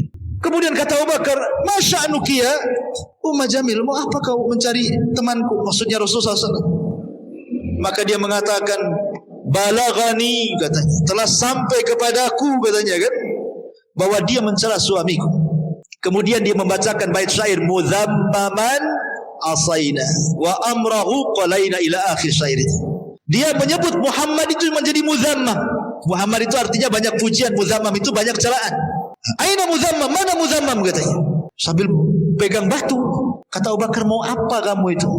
Kata Ummu Jamil Arwa bintu Harbin, "Lau ra'aituhu la aqamnahu bihadzal hajar fa." Kalau aku lihat akan ku lempar batu ini di mulutnya, katanya. Kurang ngajar dia, katanya. Terus pergi. Kata Rasulullah, lihat wanita itu wahai Abu Bakar. Dia tidak sedang mencela aku. Dia tidak menyebut Muhammad tapi Mudhammam, katanya. Siapa Mudhammam itu? Namaku kan Muhammad, katanya. Dia salah orang, katanya. Harusnya dia Muhammad. Saya kan bukan Mudhammam, saya Muhammad, katanya. Muhammad itu banyak pujian, mudzammam terbalik, banyak celaan. Dia salah orang katanya. Biarkan saja. Allah sudah butakan matanya gitu. Dan itu awal Abu Bakar menyaksikan mukjizat Nabi. Ya, enggak bisa kelihatan, itu mukjizat. Ya, jangan seperti orang dulu kalau ingin punya ilmu enggak kelihatan, maling pocong apa? Kali Jumat, tali pocong ya kan? Nah, siapa yang mati hari Jumat digali, ambil tali pocongnya, nanti taruh diikat di kepalanya, nanti nggak nampak itu. Syaratnya telanjang katanya. Iyalah orang nggak nampak nggak boleh nengok. Kan itu. Tapi masyarul muslimin yang dimuliakan Allah Azza wa Jalla. Intinya bahwa akhirnya kemudian permusuhan Abu Lahab dengan Ummu Jamil luar biasa kepada Nabi. Bahkan Ummu Jamil ini sampai dia ambil kalungnya untuk dijual. Dijual untuk apa? Biaya menyebarkan hoax. Jadi dia, karena kan teman-teman mamanya banyak kan, jadi ngerumpilah di teman-teman mamanya itu, ngadu domba sana sini, makanya disebut hammalatul hatab. Ya, ngadu domba ke sana kemari. Jadi kalau Ummu Jamil menyakiti Rasul dengan lisannya, dengan cara menyebarkan hoax, kalau Abu Lahab dengan fisiknya, naruh kotoran di depan pintu Nabi. Ya, sampai ketika Rasul sallallahu alaihi wasallam melihat setiap hari ada kotoran di pintu rumahnya, Rasul mengatakan, apakah begini akhlak Arab? Wahai saudara-saudaraku, katanya. Datang Hamzah, belum masuk Islam Hamzah itu, masih kafir. Mendengar bahwa banyak kotoran di rumah pintu Rasul dan itu dilakukan oleh pamannya, Abu Lahab marah dia. Walaupun dia masih musyrik. Dia datang ke rumah Rasul, diambilnya kotoran, dicarinya Abu Lahab. Ketika sudah ketemu diletakkan di kepalanya, katanya. Kemudian mengatakan, hei Abu Lahab, kau jangan macam-macam dengan ponakanku si Muhammad, karena aku sudah mengikuti agamanya. Padahal belum, dia pura-pura saja supaya ingin membela Rasulullah SAW, karena sudah keterlaluan, bukan akhlak Arab ini. Jadi sampai seperti itu, akhirnya justru kata-kata itu menjadi sebuah kebaikan. Akhirnya Hamzah masuk Islam kan itu. Makanya kalau kita mengatakan sesuatu terkadang jadi doa. Katakan yang bagus-bagus, jadi doa. Seperti umpamanya contohnya ibunya saya Sudes gitu ya. Pernah saya ceritakan, saya Sudes itu kan kecil-kecil nakal dia. Ya namanya anak-anak remaja kan nakal biasa. Nah, jadi kalau sudah nakal itu ibunya sudah pening kepala, apa katanya? Hei saya Sudes, daripada kau nakal ke Masjidil Haram sana, udah jadi imam kau di sana katanya. Itu aja yang diucapkan. Kalau nakal lagi ibunya ngomong gitu lagi. Kalau nakal itu lagi diucapkan. Jadi tidak pernah mengucapkan kalimat ini kecuali izhab ilal haram. Kau pergi ke haram, mudah-mudahan kau jadi imam di situ. Akhirnya ucapan seorang ibu yang soleh. Jadi kenyataan siapa yang tidak kenal Imam Sudes? Ya, jadi Imam Masjidil Haram tuh sampai sekarang siapa yang tidak kenal, satu dunia kenal Imam Sudes. Jadi kita pun sama, kalau punya anak nakal itu sana ke Al-Fajri itu, gantikan Pak Imam tuh. Nanti kegantikan betul.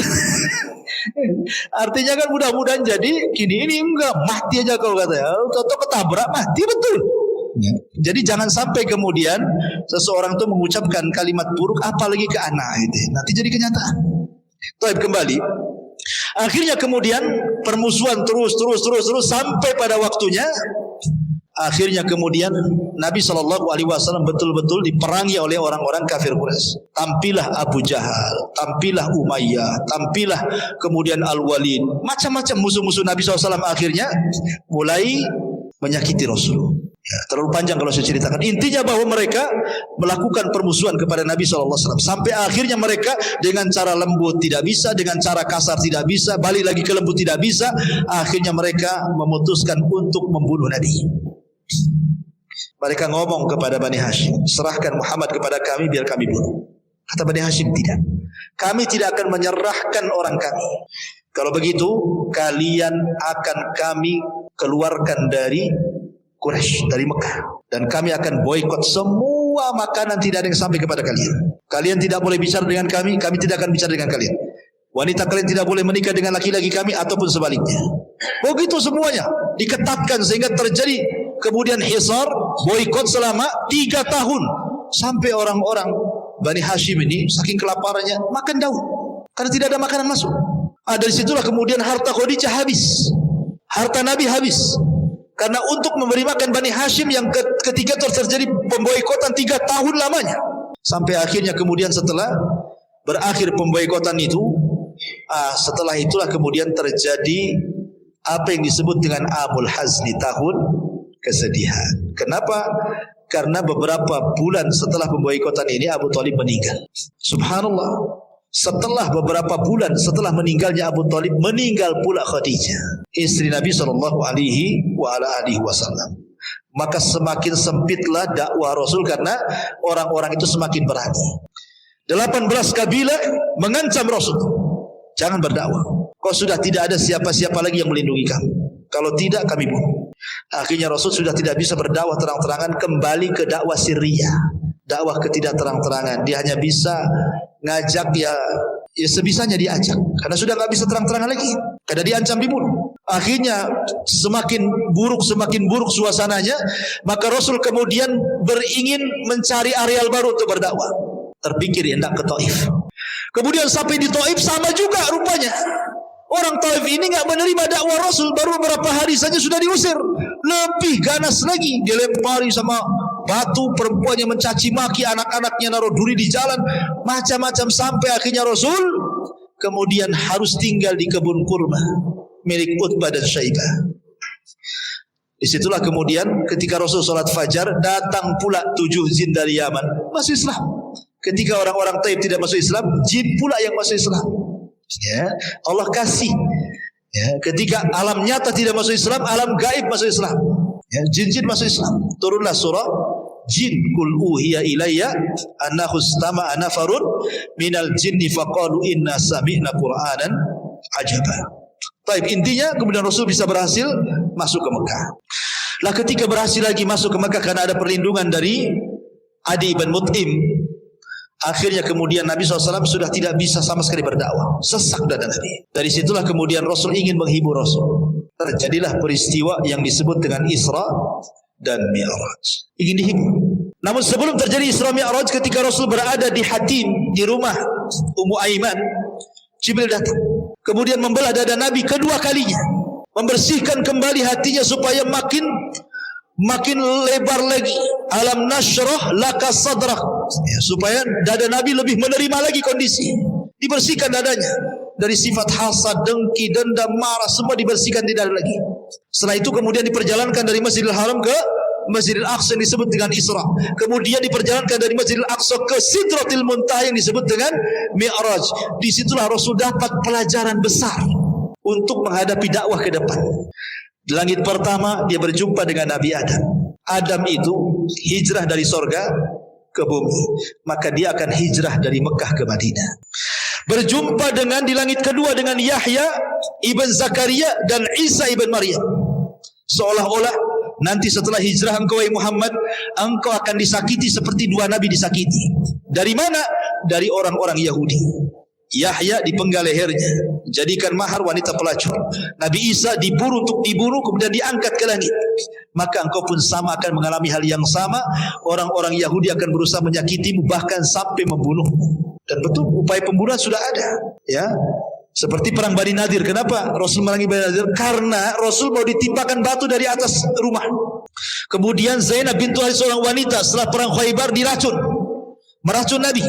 Dan upaya pembunuhan banyak. Ya. Jadi Rasul sudah ada gambaran kenapa diperjumpakan dengan Yahya dan Isa. Bahwa musuhnya akan lebih berat lagi, bukan hanya orang kafir Quraisy saja, nanti ada lagi orang Yahudi katanya.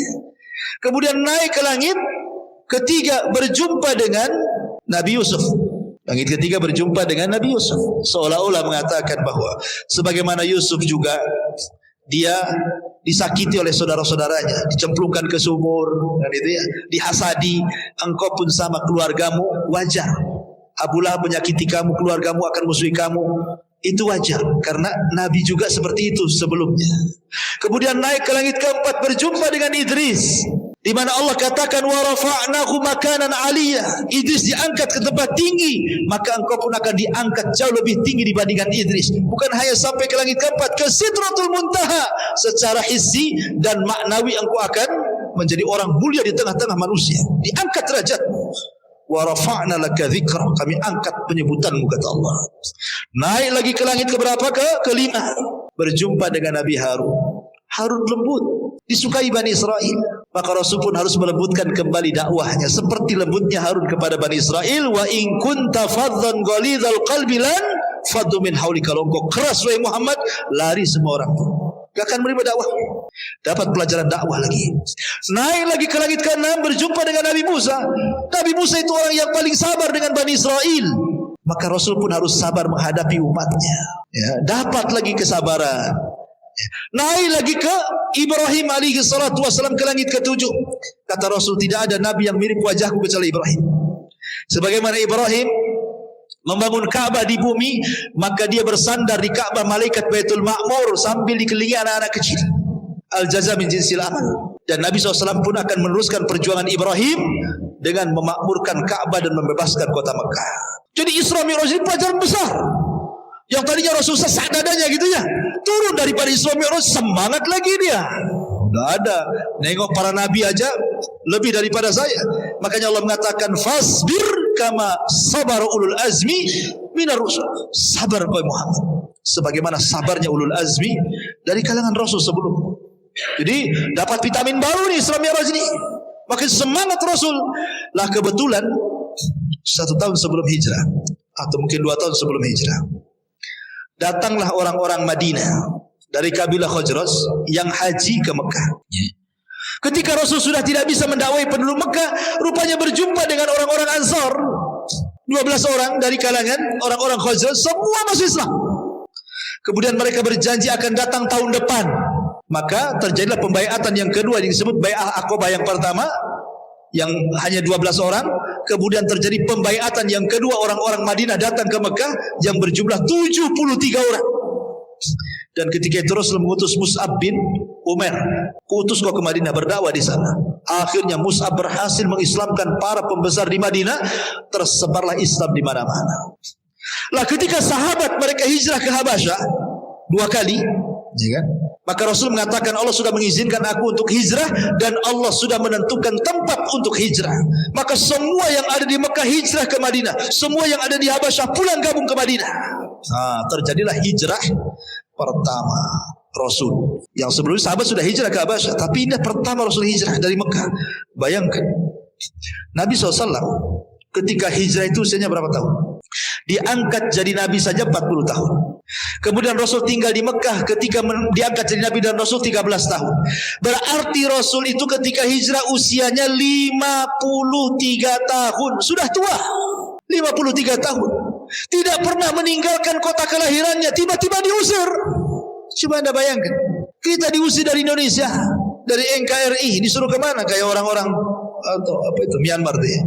Kan kita lihat tuh orang-orang saudara-saudara kita Muslim dari Myanmar kan yang diusir itu sampai tenggelam-gelam di kapal tuh kan. Ya, apa Muslim Uighur tuh kan. Coba bayangkan gimana rasanya diusir dari negerinya kan itu ya. Makanya Nabi SAW kemudian sebelum hijrah dia naik ke atas gua tuh, ke gua Hira. Ya, kemudian dipandangnya Mekah. Dia mengatakan, wahai Mekah, engkau tempat yang terbaik dan suci. Kalau bukan karena kaumku mengusirku, aku tidak akan tinggalkan kamu, katanya. Itulah wasiat Rasul. Rasul berangkat ke Madinah. Disinilah era baru. Dan inilah kisah kedua hijrah Rasul berada di bulan Rabiul Awal, pertengahan kisah. Kelahiran, hijrah. Kemudian Rasul hijrah ke Madinah. Lah di kota Madinah ini karena sudah banyak pendukungnya, maka Nabi SAW pertama kali datang ke kota Madinah, apa yang dilakukannya? Membangun Masjid Quba. Pondasinya dulu. Kemudian setelah beberapa hari berangkat ke Madinah. Di perjalanan dia singgah karena kebetulan hari Jumat. Akhirnya Rasul melaksanakan Jumat pertama kali di tengah Quba dan Madinah. Sampai di kota Madinah dia bangun masjidnya. Ini disebut dengan Masjid Nabawi. Dan itulah masjid terbaik setelah Haram, kemudian setelah Nabawi adalah Aqsa. Kata Rasul, la tushaddu rihal illa ila salasati masjid. Tidak boleh safar niat ibadah kecuali ketiga masjid. Masjidil Haram, Masjid Nabawi, dan Masjidil Aqsa. Apa yang dilakukan Rasulullah SAW? Kenapa membangun masjid? Nabi SAW ingin supaya manusia itu lebih dekat dengan Allah. Karena hanya di masjid inilah orang lebih dekat dengan Allah. Makanya Nabi SAW kemudian membuat aktivitas semua di masjid. Ya, ngajar ya di masjid, dakwah di masjid, latihan jihad di masjid, mutuskan kepada kabilah-kabilah di masjid. Tidak ada kecuali di masjid, tempat lain untuk membimbing umat kecuali masjid. Itu masih di zaman Rasul itu semua di masjid. Coba bayangkan, sampai latihan perang di masjid. Coba di sini latihan perang, besoknya antum jadi teroris. Latihan manah dalam masjid gitu ya. Latihan kuda, nggak mungkin lah kudanya dimasukkan ke sini. Mungkin orang dia, tapi dulu seperti itu. Tapi sekarang subhanallah, alhamdulillah masjid ini masih ada kajian. Tapi ada masjid-masjid yang lain itu yang hanya untuk sholat 5 waktu saja kan. Ketika habis sholat 5 waktu pun dikunci. Jadi orang yang mau sholat itu disuruh di teras. Ya. Nanti malam-malam ditulis dilarang tidur. Wah, makin tak boleh lagi, makin sepi lah masjid. Makin sepi karena hanya untuk 5 waktu sholat saja. Tidur aja tak boleh di situ kan gitu ya. Jadi sepi. Kenapa ya? Mungkin alasannya takutlah kalau seandainya masjid dibuka lebar-lebar gak ada kuncinya, nanti jangan lagi kotak infak hilang, kotak-kotaknya hilang, jam mungkin ini ampli semua hilang semua kan itu ya. Karena sekarang ini tidak ada tempat yang lebih aman. Dulu tempat aman itu rumah dan masjid. Rumah pun tak aman, masjid pun tak aman. Sekarang gak ada tempat yang paling aman. Kemana coba? Baik, masyarakat muslimin yang dimuliakan Allah Azza wa Jalla. Maka Rasul mulai mempersatukan hati-hati orang Ansar dan Muhajirin. Karena namanya beda daerah. Ansar ini keturunan Yaman. Orang-orang Muhajirin ini memang asli orang Mekah, keras-keras orangnya. Ya kan? Orang Yaman kan lembut-lembut orangnya. Nabi SAW kemudian ingin menyatukan, mempersaudarakan. Dikenallah sejarah bagaimana Rasulullah SAW mempersaudarakan sekitar 70 orang lebih gitu yang pertama kali. Kita kenal ada persaudaraan antara Salman Al-Farisi dengan Abu Darda. Salman Al-Farisi dengan Abu Darda dipersaudarakan sama Nabi. Ingat, persaudaraan itu saling mewarisi. Jadi kalau meninggal salah satunya, hartanya diwariskan. Tapi setelah perang Badar, turun ayat bahwa harta waris itu hanya untuk yang ada hubungan rahim saja, ahli waris saja. Maka kemudian dimansuh, tidak ada lagi saling mewarisi kecuali memang keluarga. Yang ada saling menolong, saling membantu dan begitu seterusnya. Ya. Jadi suatu ketika Salman Al-Farisi ini melihat istrinya Abu Darda nggak pernah dandan, karena waktu itu belum ada ayat hijab, jadi rambut masih nampak gitu kan, kucel, nggak pernah mandi, pakaiannya biasa, pokoknya nggak ada dandan, jelek lah. Ya. Jadi Salman Al-Farisi mengatakan, ya Umma Darda, dandanlah sedikit. Ya, masa kayak gini kau punya suami katanya. Kata Ummu Darda, ya Salman, anna Aba Darda laisa lihaja. Hei Salman, Abu Darda itu tidak ada hajat lagi sama saya. Kalau siang puasa, malam sholat malam, tidak ada waktu untuk saya katanya. Jadi biarlah saya seperti ini. Saya ini seolah-olah tidak punya suami aja katanya. Ya.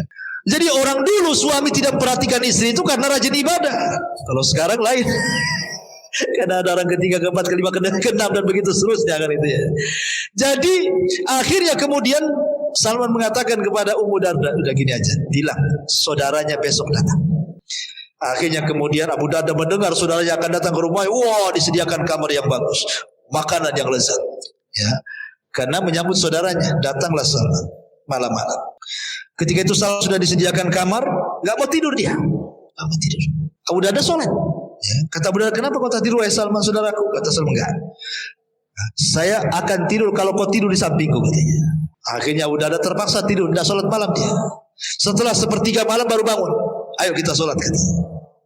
Besoknya dihidangkan makanan. Abu Darda pergi, Salman suruh makan. Abu Darda datang, kok nggak habis makanannya, nggak dimakan? Tidak. Saya ingin makan berdua. Batalkan puasa katanya. Akhirnya dibatalkan. Ya. Selama 3 hari begitu. Jadi Abu Darda sudah tidak sholat malam lagi kecuali sepertiga malam, dan tidak puasa sunnah lagi.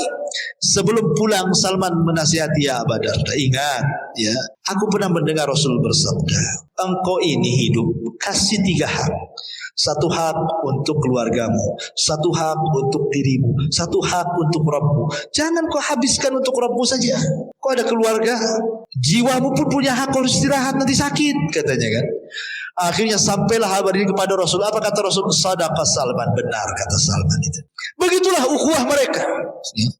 Sampai kepada Abdurrahman bin Auf dengan Sa'd bin Rabi. Kata Sa'd bin Rabi, Abdurrahman bin Auf, aku punya 2 rumah. Kau tengok rumah itu, mana yang kau cocok, ambil salah satunya.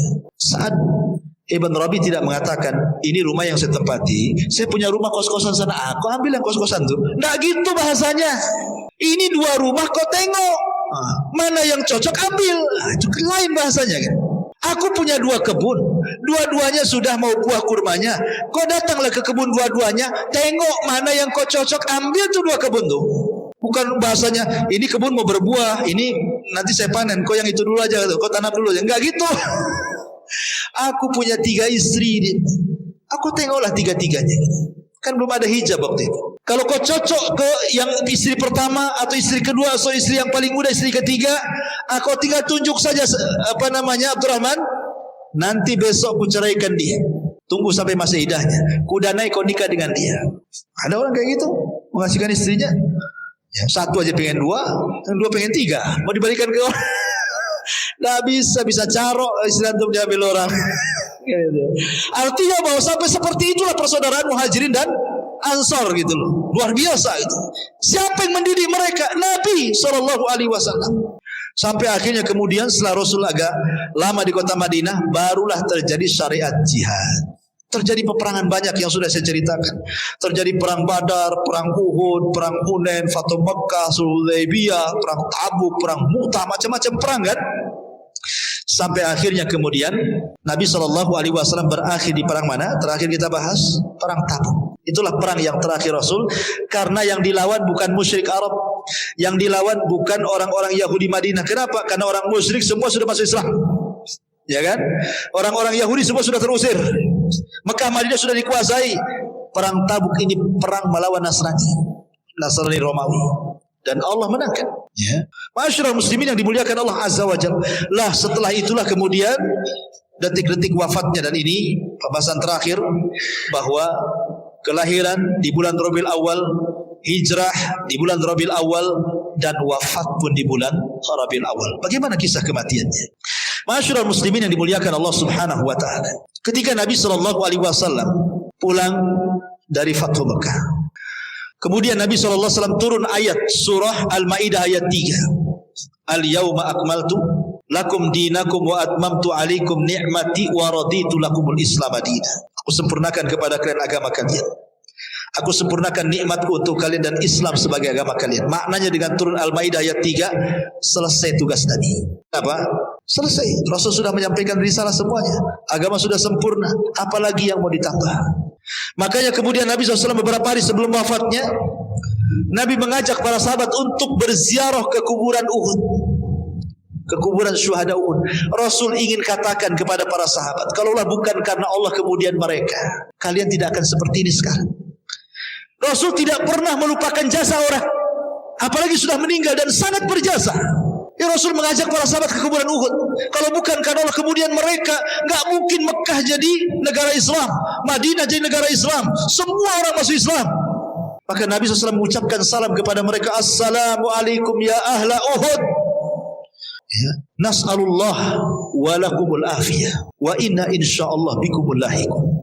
Keselamatan bagi kalian wahai syuhada Uhud, katanya. Sesungguhnya kami hanya meminta kepada Allah agar Allah memaafkan diri kami dan juga kalian, dan ingat kami pun akan menyusul kalian, kata Rasul. Kemudian Rasul pulang. Di tengah jalan Rasul menangis. Semua sahabat menangis. Kemudian sahabat bertanya, kenapa Rasul menangis? Kata Nabi SAW, Ishfaqtu ikhwani. Aku rindu dengan kawan-kawanku, wahai sahabat. Sahabat mengatakan, ya Rasul, awalasna ikhwanuka. Rasul, bukankah kami teman-teman? Lalu kami ini siapa?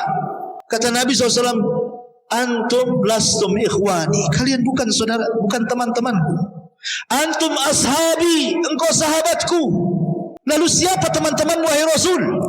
Maka Rasul mengatakan, ikhwani alladzina ja'u min ba'di wa lam yarawni wa yu'minu bi. Sebuah kaum datang sepeninggalku, mereka tidak pernah melihatku tapi beriman denganku. Aku rindu berjumpa dengan mereka.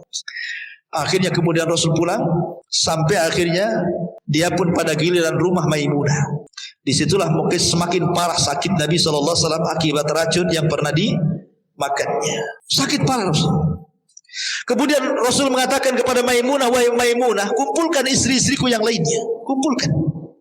Kemudian berkumpul istri-istri Nabi SAW, mengatakan, kata Rasul, sudikah kalian kalau seandainya malam-malam terakhirku bersama Aisyah? Kata istri-istrinya, silahkan wahai Rasul, keputusanmu ada di tangan. Akhirnya kemudian Rasul memanggil Abbas dan juga Ali untuk menggendong dia, karena dia tidak bisa parah ke rumah Aisyah. Kenapa rumah Aisyah? Karena satu-satunya kamar yang Jibril turun hanya di rumah Aisyah. Jibril tidak pernah turun di rumah istri yang lainnya. Itu yang menjadikan kenapa Rasul sayang dengan Aisyah. Jibril saja sayang dan menyampaikan salam kepada Aisyah radhiyallahu anha, dan tidak ada istri Rasul selain Khadijah yang mendapatkan salam dari Jibril kecuali Aisyah dan Khadijah. Tapi Khadijah lebih daripada Aisyah. Bukan hanya Jibril nitip salam, Allah nitip salam kepada Khadijah. Akhirnya Rasul dipapah. Lah ketika dari kamar Maimunah ke rumah Aisyah itu, kan sahabat nampak Rasul lagi dipapah kan itu. Tersebarlah kepada sahabat seantero kota Madinah. Rasul sakit parah. Khawatir para sahabat. Semua datang dari rumah-rumah mereka, mengutus orang-orang mereka, suruh melihat kondisi Nabi seperti apa. Akhirnya orang pun menunggu di Masjid Nabawi karena saking banyaknya sampai keluar masjid. Kemudian suara mereka, tangis kesedihan mereka sampai masuk di kamar Aisyah. Kata Rasul, ada apa? Kok banyak gaduh kali di luar itu? Kata Aisyah radhiyallahu anha, dia mengatakan, mereka sahabat-sahabat Rasul. Mereka mengkhawatirkan kamu. Akhirnya kata Rasul mengatakan, panggil Abbas dan Ali. Panggil Abbas dan Ali. Kata Rasul, papa aku ingin melihat sahabatku, katanya. Akhirnya kemudian Nabi SAW masuk ke Masjid Nabawi. Itulah kemudian Rasul dengan tertatih-tatihnya naik ke atas mimbar, dan itulah khutbah terakhir Rasul. Karena setelah itu Rasul tidak pernah lagi khutbah karena meninggal. Rasul berkhutbah di situ. Salah satu khutbah Rasul, dia mengatakan, "Man kuntu akhadtu malan, fahadha mali falyakhudh." Wahai sahabatku, siapa yang dulu ku ambil hartanya, ini hartaku ambil sekarang. Wa man kuntu darabtu dhahran, siapa yang dulu ku pukul pundaknya, fahadha dhahri falyaqtas minhu, silahkan pukul aku sekarang. Wa man kuntu syatamtu irdan, fahadha irdi falyaqtas minhu. Atau dulu pernah ku caci, ku maki, ku rendahkan, ku gibah, ini kehormatanku. Caci sekarang, maki sekarang, rendahkan sekarang. Seolah-olah Rasul ingin mengajarkan kepada kita bahwa di akhir-akhir hayat itu kalau bisa jangan membawa dosa. Jangan membawa dosa. Kalau orang sudah sakit dan parah, ya, kalau bisa minta maaf orang lain. Jangan kemudian setelah meninggal sibuk pula orang berdiri. Ya, kalau jenazah ini ada hutang, ini keluarganya bisa bayar sama beliau. Gitu. Kalau dulu punya salah tolong maafkan. Gak ada gunanya, ikhwan. Justru saat-saat sakit itulah ingat kok dulu kalau punya salah, punya hutang, cepat bayar sama si An. Saya pernah gibah dia, tolong minta maaf sama dia. Kan begitu. Itu yang diajarkan Rasul kepada kita. Akhirnya kemudian Nabi SAW berkhutbah banyak sampai terakhir Rasul SAW kemudian mendoakan para sahabat dan mengatakan, awakumullah, hafidhakumullah, nasarakumullah, dan begitu seterusnya. Semoga Allah menjaga kalian, menolong kalian, melindungi kalian, dan begitu seterusnya. Kemudian Rasul mengatakan, titipkan salamku kepada siapapun dari umatku. Rasul menitipkan salam kepada kita. Kemudian Rasul naik turun dari mimbar, masuk ke rumah Aisyah. Detik-detik wafat, Nabi SAW pingsan berkali-kali. Sampai akhirnya suatu ketika seluruh keluarganya kumpul, tiba-tiba Rasul mengatakan, bisa enggak kalian semua keluar? Bisa enggak kalian semua keluar? Kecuali Aisyah. Karena Rasul berada di pangkuan Aisyah. Maka semua keluarganya, istrinya, semua keluar, anak-anaknya. Rupanya maksud Rasul itu kenapa? Karena di depan pintu ada malaikat Jibril dan malaikat maut. Jibril minta izin untuk masuk. Kemudian setelah Jibril mengucapkan salam dan memberitahu bahwa dia bersama malakul maut, kemudian Nabi SAW diberikan pilihan oleh Jibril. Apakah engkau akan tetap hidup?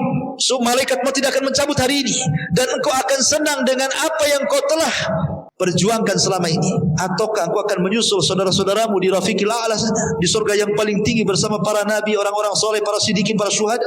Ya, pilih mana? Maka Rasul tiba-tiba mengisyaratkan tangannya. Aisyah mengatakan, demi Allah, aku baru perasan Rasul sedang diberikan pilihan. Karena setiap para nabi diberikan pilihan, mau hidup atau mati, ya kan? Makanya kemudian Rasul menunjukkan sampai ke atas begini, ila Rafiqil A'la, ila Rafiqil A'la, kata Rasul. Saya memilih ke atas, maknanya milih meninggal. Karena apa yang di sisi Allah lebih baik dibandingkan di dunia. Ya, maka Rasul mengatakan, ala wa inna lil mauti la sakarat. Ingat, pada kematian itu ada rasa sakaratnya, ada rasa pedih, ada rasa sakitnya. Rasul merasakan sakit luar biasa, melebihi manusia biasa saat kematiannya. Tapi tentu maksudnya adalah rasa sakit yang diderita seorang mukmin saat kematiannya boleh jadi itu akhir menggugurkan semua kesalahannya. Tapi rasa sakit orang-orang kafir saat meninggal boleh jadi itu awal azab bagi dia. Ya. Makanya Nabi SAW kemudian terakhir mengucapkan as-salatu salah wa ma malakat aymanu. jaga oleh kalian salat, jaga oleh kalian salat, dan hamba-hamba sahaya kalian, tolong lindungi mereka, jangan zalimi kepada mereka. Itulah ucapan yang terakhir yang diucapkan Nabi SAW. Kemudian dia mengucapkan tahlil la ilaha illallah. Kemudian setelah itu Nabi SAW meninggal dunia. Tepat pada hari Senin tanggal 12 bulan Rabiul Awal tahun 11 Hijriah, Rasul meninggal dunia. Aisyah radhiyallahu anha melihat kematian suaminya berada di pelukannya. Dia tidak bisa bergerak. Apa yang harus dikatakan kan begitu? Dia sudah meninggal. Sehingga Nabi SAW, Aisyah hanya berusaha berteriak, mata Rasulullah, mata Rasulullah. Rasul sudah meninggal, Rasul sudah meninggal. Maka orang-orang yang di samping pintu masjid yang dekat dengan suara Aisyah itu langsung berteriak, mata Rasulullah, mata Rasulullah. Akhirnya semua mengucapkan kalimat itu. Setelah betul-betul mereka mengatakan bahwa Rasul sudah meninggal, semua seperti orang tidak sadar. Ali tidak sanggup berdiri, Utsman tidak sanggup berdiri. Aneh-aneh kelakuan para sahabat. Umar pulang ke rumahnya, ambil pedang, kemudian ngancam-ngancam orang. Siapa yang mengatakan Muhammad mati, ku penggal dia lehernya, katanya. Dia tidak mati. Dia sedang pergi 40 hari, nanti akan kembali matahkan tangan kaki orang munafik. Wah, semua sibuk para sahabat. Apa yang harus mereka lakukan? Kecuali satu orang yang tetap tegar. Siapa? Abu Bakar Siddiq radhiyallahu anhu. Datang Abu Bakar Siddiq radhiyallahu anhu menangkan Umar. Uskut ya Umar. Diam kau Umar. Ngapain kau teriak-teriak? Tapi Umar tetap aja teriak-teriak dia. Dia masuk ke ruangan Aisyah. Kemudian melihat jasad Rasul yang sudah ditutup kain. Dibukanya kain, diciumlah keningnya oleh Abu Bakar. Kemudian Abu Bakar mengatakan, tibta anta ya Rasulullah hayyan wa mayyitan. Sungguh indah engkau hai Rasul, baik kau ketika hidup ataupun mati. Kemudian dicium keningnya, ditutup lagi. Kemudian dia keluar masjid. Dia masih melihat Umar lagi marah-marah, enggak dipedulikan. Naik di atas mimbar Abu Bakar. Kemudian Abu Bakar mengatakan di hadapan manusia, ayyuhan nas, man kana minkum ya'budu Muhammadan fa inna Muhammadan qad mat, wa man kana ya'budu Allah fa inna Allah hayyun la yamut. Manusia, siapa di antara kalian yang masih menyembah Muhammad, Muhammad sudah mati. Tapi siapa di antara kalian yang menyembah Allah, Allah zat yang tetap hidup dan tidak akan pernah mati. Kemudian Abu Bakar membacakan satu ayat, wa ma Muhammadun illa rasulun qad khalat min qablihi rusul afa immata aw qutilan qalabtum ala aqabikum wa man yanqalib ala aqibaihi falan yadurrallaha syai'a wa sayazillahu syakirin. Tidaklah Muhammad itu melainkan sama dengan rasul-rasul sebelumnya. Apakah kalau dia meninggal atau dia dibunuh kalian akan murtad lagi? Demi Allah, siapapun yang murtad dari agama kalian tidak memadaratkan Allah sama sekali. Karena Allah hanya membalas orang-orang yang bersyukur di antara kalian. Kata Anas bin Malik, demi Allah, ketika Abu Bakar membacakan ayat ini, seolah-olah ayat ini baru turun, padahal sudah turun dari zaman Nabi. Semua sadar bahwa Rasul sudah meninggal. Maka Rasul SAW kemudian meninggal di hari Senin dan baru dikebumikan di hari Rabu. Setelah terangkatnya Abu Bakar Siddiq menjadi khalifah sepeninggal Nabi sallallahu alaihi wa ala alihi wasallam. Dari sini maka berakhirlah sirah Nabawi yang sudah kita kaji. Mungkin ke depan insyaallah kita akan mengkaji siratul anbiya, sirahnya para nabi yang lainnya, ya. Berarti dimulai daripada Nabi Isa naik ke atas sampai kepada Adam, dan juga qasasul Quran, kisah-kisah Al-Quran yang baik kita ambil ibrah dan pelajarannya. Mudah-mudahan ada manfaatnya. Akhir kalam, subhanakallah bihamdika asyhadu an la ilaha illa anta astaghfiruka wa atubu ilaik. Allahu ta'ala alam. Assalamualaikum warahmatullahi wabarakatuh.